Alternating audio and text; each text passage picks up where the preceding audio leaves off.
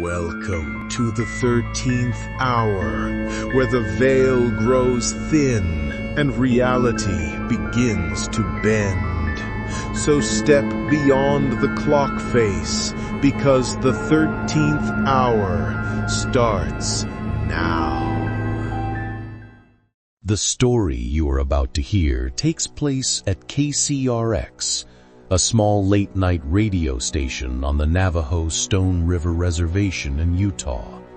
What began as an ordinary call-in show for Ray Benally turned into something else, something no one has ever been able to explain, unless you believe in the supernatural, and for few, that's the only answer.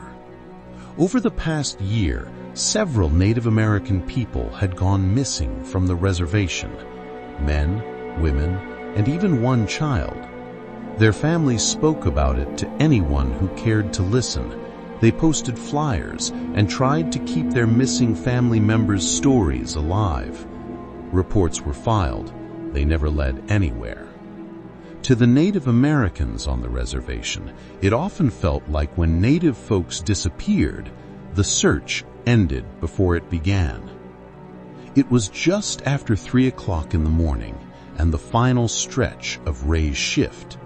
The station was quiet, the transmitter pulsing faintly, the air thick with the low vibration of machinery that never really sleeps. Outside, the desert wind whipped against the windows, dry and restless. Ray rubbed the back of his neck, already thinking about the drive home, the cool sheets, the familiar weight of his wife's body beside him. One more call, then a quick sign-off, and the night would finally be over. Then, the phone rang. The sound split the stillness like a crack of lightning, sharp and sudden. He sighed, reached for the receiver, happy this was the last call. Ray flipped the on-air switch and put on his easy, late-night voice. KCRX, you're on the air. Ray speaking. Who've I got tonight? I didn't think I would get through, the caller responded in a voice nervously wavering at the edges. Well, lucky you. That's what I'm here for. It gets quiet out there past midnight. You keeping me company tonight? Maybe. It's nice to talk to someone. He hasn't let me in a while. Her tone was reluctant, as if she wasn't sure she should be speaking at all. Glad you called then. You got a name, hun? Maria, she said hesitantly. Are you sure? Ray asked, half joking. Nice to meet you, Maria. Where you calling from? A house. It's quiet here. Too quiet. Her voice trembling. That's the desert nights for you. Peace and ghosts. They all sound the same after midnight. Ray rolled his eyes. Even he knew that was cheesy. No, this isn't peaceful, Maria responded in a hoarse voice. Something in the way she said it made Ray sit up straighter. All right, what's going on out there? I don't think this is my house. There are pictures on the wall. People I don't know. Maria stopped on one of the pictures. It was of a young man with dark red hair holding a puppy, another of a woman and child she had never seen, but they all seemed somehow familiar. Are you house-sitting for someone? Ray asked, perplexed, but trying to keep the mood light. I don't think so. He lived here. No, he lives here. He still does. Ray, still confused, asked, He still does? What do you mean, Maria? She wavered. He's the one who took me. The words came out strained. Suddenly, a thick black fluid began to ooze slowly from her nose, sliding down over her lips in trembling streams. And it wasn't blood. Ray took a deep breath, trying to shake off the unease he was beginning to feel. He took you? How's that? Maria doesn't answer. "Maria, are you still with me?" Ray asks nervously. There was something wrong about this conversation. The woman's voice trembled each time she spoke. Ray could feel it. Her answers were hesitant, disjointed, like she was speaking under someone's watch. It wasn't just fear, it was secrecy. His intuition prickled, that silent alarm deep inside. After all his years behind the mic, he'd heard panic, confusion, even grief, but never whatever this was. Something about her tone, the way she said her name, it felt wrong, deeply wrong. He's the one wearing me, Maria whispered. Ray rubbed his mouth, thinking to himself, we've got a live one tonight. That's an interesting way to put it. You mean he's on your mind? No, he's crawling through me. She was suddenly angry. Her voice changed too, the vowels dragging, warped. But there was something else. A voice underneath hers, layered and uneven. For a second, Ray thought it was interference, until he realized the second voice was shaping the same words in perfect unison as hers, like it was using her mouth to speak. And it was male. Maria pressed the tissue to her nose, but the bleeding didn't stop. She sniffed hard and felt something shift, high up, a strange pressure that made her eyes water. She blew again, harder this time. Something came with it. It caught halfway out, tugging sharply. A cold thread of panic ran through her chest. She reached up, trembling, and pinched the edge of it between her fingers. It wasn't mucus. It was coarse. And when she pulled, it came slowly, resisting. An inch, then another. She pulled until the base of her skull throbbed, until her stomach turned over. The strand slid free with a wet sound, long, thick, tangled with dark fluid that clung like oil. Hair. Not hers either. The color was different, a deep red-brown, almost copper in the light. It stuck to her palm, slick and heavy, smelling faintly of earth and rot. She gasped.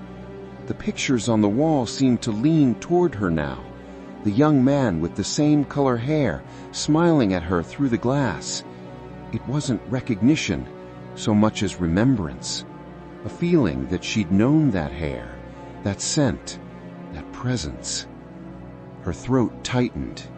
He's still here, she whispered half to herself. He's in me, and he wants me to know. Ray sat upright in his chair, the hum of the transmitter fading into silence. Maria, what do you mean? Who's in you? The voice that answered was layered, her own, and beneath it, something older, masculine, resonating from deep within her chest. I can't remember his name, no matter how hard I try. Her voice broke as the realization hit her. She hadn't just been taken. When he had changed from Juan to Maria, he had just passed through her, molding his shape, his scent, his self into hers. But he wasn't completely gone. Pieces of him were still inside her, like she had absorbed him. Ray's voice crackled through the receiver. Maria, you okay there? She cried. He's the one who took me, but he was taken first. Then louder, a rasp that twisted her voice into something almost inhuman. He's still within me. Her breathing hitched. The phone thudded against the wall. Somewhere between the static, Ray thought he heard another voice on the line. Deeper, masculine, whispering the same words she had just said, perfectly in sync. Ray froze, staring at the console as the red light flickered. The hum of the transmitter seemed to fade beneath a heavier silence. Through the static, he could still hear her breathing, and beneath it, another. Ray was so concentrated on the sound of Maria's breath, he didn't notice at first. The lights in the radio station started flickering. The board crackled, meters jumping erratically. He thought he was about to lose the signal, lose Maria. For some reason, he felt like he needed to help her, if he could. He pressed the headphones tighter, straining to catch every fractured word. "All right, are you still with me, Maria? You said your first name's Maria. What about your last?" "I don't think I remember," she said. "Take your time. Sometimes the answer will come if you don't think too hard about it," Ray said calmly. "I think the first letter is A. No, N. Okay, well, that's a start." Ray reached for his mug. As he picked it up, his eyes fell on the local newspaper folded under it. Front page headline: "Search continues for missing woman, Maria Sofia Nunez, 22. The photo stared up at him. Dark hair, soft smile, close to his daughter's age. His hand tightened on the paper. Ray rubbed his mouth again, as he always did when he was thinking hard about something. "All right, N. Anything else you remember? Maybe a middle name?" Maria answered in a voice too low to be female. "Juan." The voice was thick and rough. It vibrated through the speaker. The words rolled out of her, slow and deliberate. The hair on Ray's arms raised. He forced a calm tone to his voice. He knew Maria was in real trouble. "That's a man's name, isn't it? Are you maybe confused? You sure you're alone?" Her voice cracked, like someone else had taken control of her. "It's my name. I gave it to her," bled from her mouth. Ray cringed. "Who am I speaking with now?" No answer. Ray froze. Then it laughed, a harsh, mocking sound that scraped through the speaker. The voice sneered, "You sure you're alone?" Ray's blood ran cold. This wasn't Maria. The softness in her tone was completely gone, replaced by something evil. Ray felt like the question was directed at him. Ray felt the sudden urge to turn around and make sure he was still alone. The unnatural voice bursting with fury warned, "You can't help her." The sound rattled in his headset, distorted and guttural. Not Maria, not the man, something buried under both, rising through layers of interference until it felt like it was breathing inside the booth. It was angry, furious he had questioned it, yet underneath the rage was a hint of amusement, like it was enjoying the fear it caused. Ray's mouth went dry. His instinct screamed at him to end the call, to pull the headset off, but he couldn't move. Whatever was speaking to him wasn't human.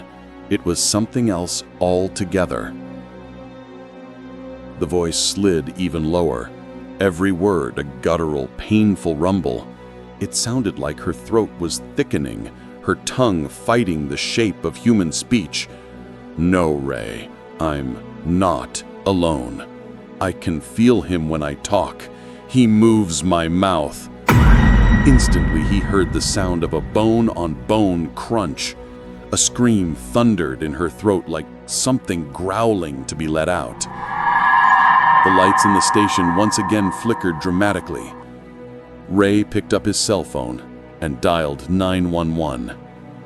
He muted the mic. "Yeah, it's Ray up here at KCRX radio station. I think I might have that missing woman, Maria Nunez, on the line. She says she's been taken and she sounds really messed up. I really think it's her." "Hold on, Ray. Let me see what I can do," the dispatcher said, her voice crackling through his headset. There was a pause, the soft clatter of a keyboard. "Trace complete," she said finally. "Thank you, Ray. I pass this along. Officers are on their way now." Ray exhaled slowly, his pulse still racing. He was about to hang up with the dispatcher when another transmission bled faintly through the line. Unit 7, respond to Juan Alvarez's residence out on Miller Creek Road. Possible missing girl, Maria Sofia Nunez, is located. Ray froze. His hand hovered over the receiver, his breath caught in his throat. Maria's voice echoed in his head. "My middle name's Juan." "Oh my God," he thought. "This must be the Juan she's been talking about. This must be the guy who took her." Ray hung up the receiver. He exhaled, relieved that help was on the way. "All right, Maria," he said softly into the mic, trying to keep his voice even. "Help's coming, you understand? They'll be there soon. Just stay calm and tell me what's happening right now." There was silence on the other end, only the faint creak of the phone cord sliding against the wall. Then Maria's familiar, tense voice returned. "I moved to the hallway. There's more light here." Ray leaned forward, frowning. "Okay, stay where there's light, all right? What else do you see?" "A mirror." For a moment, she couldn't breathe. Ray's hand clenched around the microphone. A chill crawled down the back of his neck. He opened his mouth to speak, but before he could, the new sound bled through the receiver, faint at first, then growing. It was panting, not human, low, an animal. Ray shouted, leaning into the mic, "Maria, is that you? What's happening? Please talk to me." Her breathing rasped louder, broken and gurgling. When she finally spoke, her voice no longer belonged to her. "There is no clean divide. Everything in this world is bound to something else." The sound that followed came out primal and low, a howl. "I'm coming through!" the voice screamed in ecstasy, completely enveloping Maria's voice, two tones twisting into one. Then came the sound that made Ray's stomach lurch. The sharp, snapping rhythm of bones breaking, of cartilage twisting and reforming. The noises grew louder, faster, mixed with deep, choking snarls that didn't belong to any human throat. Ray ripped off his headset, but the sound still leaked from the speaker, flooding the quiet station. Another howl rose through the static, first high and pained, then deep and feral until it filled the room like a storm.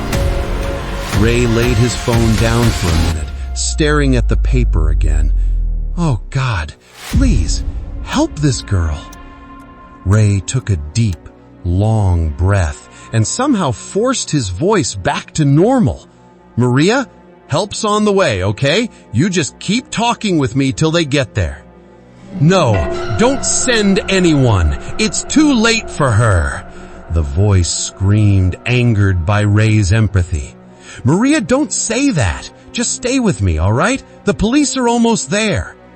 "She lives behind my eyes now. I am her and she is me. You cannot stop this."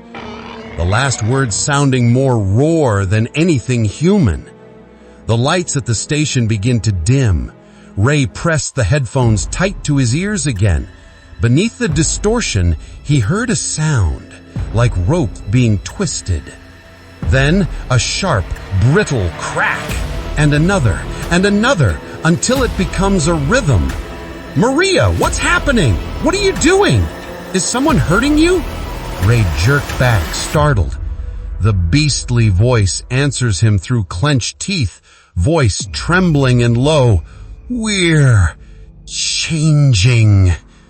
The next noise makes him cringe, a series of snapping pops, the scrape of bone against bone. Her breathing deepened, a harsh, animal panting. "Maria, you're hurt. Talk to me, please," Ray said helplessly. He wanted to tear through the static, through the distance, through whatever had taken her. But he was trapped behind his desk, hands shaking over dials and wires that couldn't save anyone. Her voice slid even lower, every word a grating, agonizing groan. The beastly voice crawled out of Maria's mouth. "It hurts. Why must it hurt so much?" Every word dripped misery. Ray grabs the mic to steady his hand. His eyes dart to the window. The tower light is blinking outside, the red pulse of it timed with the growling noises coming through the headset. He hears claws scraping wood, a table overturning, the hollow thud or something large moving on four limbs, the sounds of someone fighting for their life. It speaks its last two words, a sound so beast-like there was barely any human left in it. "I'm through." These last words dissolve into a howl that climbs higher, sharper, until the line peaks in shrieking feedback. Underneath, he catches one last awful detail, a wet, rhythmic clicking, the sound of teeth meeting, then sliding, as if her jaw has stretched too far. Ray tears the headphones off, but the noise still bleeds from the console speaker. The howl becomes a wail, the wail a roar, and finally it collapses into an inhuman panting that tapers off to silence. For a long second there's only static on the open line, and Ray's uneven breathing. Then, through the static, a final exhale. The panting drifted away from the receiver, the sound slipping farther and farther away into the empty dark beyond. Ray could take no more. His hand shot to the switch, cutting to a break. Suddenly, his cell phone rang. It almost made him jump out of his skin. It was the dispatcher he had talked to earlier. "Hello, Ray. I wanted to let you know when the police arrived at the Alvarez place. No one was there. There were indications of a struggle, so they're treating it as a crime scene, and that's all I can tell you. But thank you for calling." "Yeah, okay, thanks," Ray answered back in a shaky voice. The red, on-air light glowed over his drained face. He cleared his throat and hit the mic. Well, that's about all the airtime I've got left tonight. One hell of a night, folks. Hard to say what we heard out there, but the desert keeps its secrets.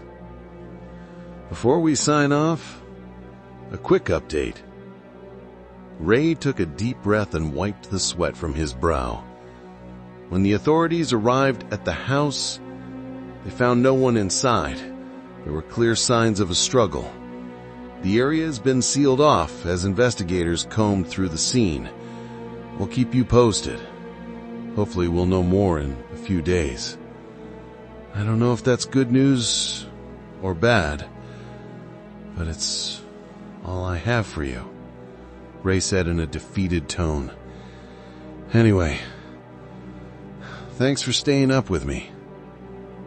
Keep that poor woman, whoever and wherever she is, in your prayers. And remember, if you're driving through Coyote Hollow tonight, stay in your car. Roll your windows up and keep moving. Ray gently slides the fader down on the board. The sound of his voice, the hum of the radio, the static all slowly die away, and with a click, the on-air light dies. Ray slipped on his leather jacket, grabbed his keys and thermos. The corridor hummed with the drone of the fluorescent bulbs overhead. He had never wanted to leave a place so badly in his life. He heard a faint scrabble on the roof, claws tapping on the sheet metal. Ray froze, listening intently to the sound. The sound scurried, then dragged, slow and deliberate, right above him. Then tap, tap, tap. Damn raccoons, Ray blurts out loud. But the rhythm is wrong, he thought to himself. Step, drag, step, drag. The pace and the tapping seemed intentional. He stares at the ceiling tiles until it stops, as if whatever's up there knew he was listening to it. Ray exhales and forces a shaky chuckle. He took a few more deep breaths and tried to slow down his quickening heartbeat. Old roof. Needs fixing too. He locked the studio door, checked the latch twice, and pushed out into the night. The desert wind moved over the gravel. The radio tower blinks far off in red pulses. Ray walked toward his Jeep, He pulled his zipper up against the cold. Halfway across the lot, a low growl rippled through the air, so deep it rattled the loose change in his pocket. Ray stops, too afraid to turn around, hoping it was just his imagination. He heard the growl again. He turned slowly. At the edge of the streetlight stood a massive black wolf, 3 times the size of any wolf he'd ever seen. Its fur dark as oil, matted in places, glinting wet with a thick, viscous layer, like the fur of a newborn pup. Its eyes, amber, disturbingly human, fixed on him without blinking. It stood unnaturally, like it pained it to stand on its own legs. Its front legs were abnormally longer than the back. The shorter hind legs twitched with effort. For a long heartbeat, neither moves. Then the creature's lips peel back, revealing perfect razor-sharp teeth in a grin far too wide for any animal. Ray's mouth dry and trembling, he instinctively whispers, "Maria?" The thing tilts its head, almost amused. A sound rolled from deep in its chest, half growl, half laugh. The security light flickered once, twice. Everything went black. Ray's heart stopped, and he felt like he was losing his balance. He steadied himself. When the light flickered back on, the lot was empty. Only the hum of the streetlight remained. Then, a faint whisper cut through the hum. His name. Ray. The voice, soft, feminine, half swallowed by the buzz of the lamp. It comes from the empty lot, from nowhere and everywhere at the same time. And though it's faint, Ray recognizes the voice. Maria, or what's left of her. "God help you, Maria," Ray says somberly. Authorities never determined what happened that night. Ray maintained that what he heard and saw wasn't human. There were many things that the public was never told about the investigation. When officers arrived on scene, they discovered a thick, black, mucus-like substance smeared across the knocked-over side table and trailing through the open front door. Samples were sent to the state's lab, but the results only deepened the mystery. There was no match in any known database. The closest comparison, disturbingly, was the placenta of a human newborn. Even more unsettling were the human teeth scattered across the living room and hallway floor. Far too many to belong to a single person. Investigators quietly noted there were enough teeth for more than 2 adults, yet no bodies were ever recovered. Some of the teeth came back belonging to Maria Nunez and Juan Alvarez, but also several other people the police were unable to identify. Neither Maria nor Juan's bodies were ever found. The official report remains sealed to this day. But the residents of the reservation didn't need a police report to confirm what they already believed. Many on the reservation, especially the elders, still whisper that it was one of the old ones, a skinwalker, a creature that wears the skin of what it kills. A human who has committed an act so profoundly evil it severs them from humanity and from the natural order, separating their spiritual connection to the light forever. Whatever Ray saw that night never truly left him.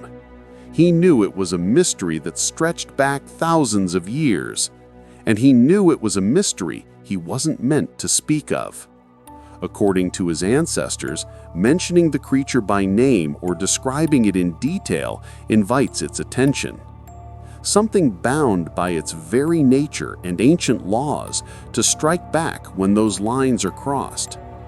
But what Ray was certain of is one night he got a little too close to the truth, and he lived to never tell the tale.